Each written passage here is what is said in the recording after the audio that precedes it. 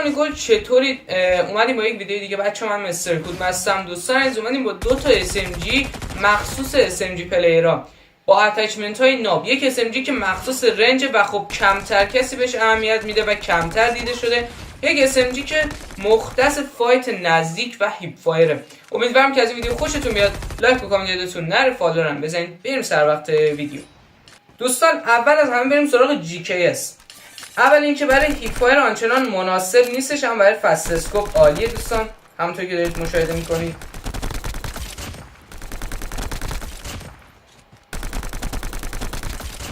حالا بریم سراغ پرکای اصلی SMG رو بندازیم و تستش کنیم. هیپ فایرش هم عالی میشه، دمیج رنجش هم عالی میشه. هدشات هم که بگیرید 76 یا هم تقریبا 80 تا دمیج فقط هدشات میده. حتی از اودن هم بیشتر دمیج میده هدشاتش. این به کنار، اودن 74 تا اگه اشتباه نکنم هدشاتش دمیج میده، این 80 تا دقیق هدشاتش دمیج میده. خب دوستان گفت بریم سراغ این SMG خدا. اصلا قدرت هیپ فایر رو عشق میکنید.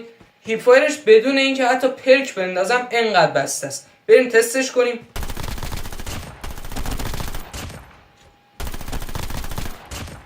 فقط تایم تو کیل و همه چی رو دوستان داشته باش.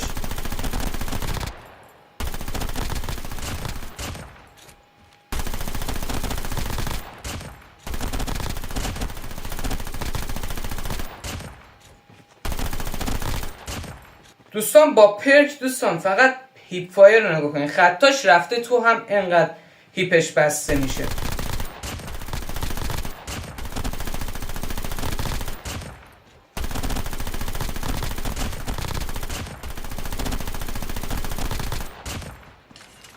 دوستان گل این از اتچمنت هیولا GKS که دمیج رنج لجن بندازین هدشاتش تا 80 تا هم میره، از اودن هم بیشتر هدشاتش دمیج میده. این به کنار، این از اتچمنت OTS9 شکارچی شاتگان پلیرها رنده کن. هیپ فایرش اصلا بدون دمیج رنج لجن انقدر جمع میشه. حسابش بکنید دمیج رنج لجند هم، میگم دمیج رنج دوستان، هیپ فایر لجند هم که میندازید اصلا نقطه هیپش غیب میشه، خطاش میره تو هم.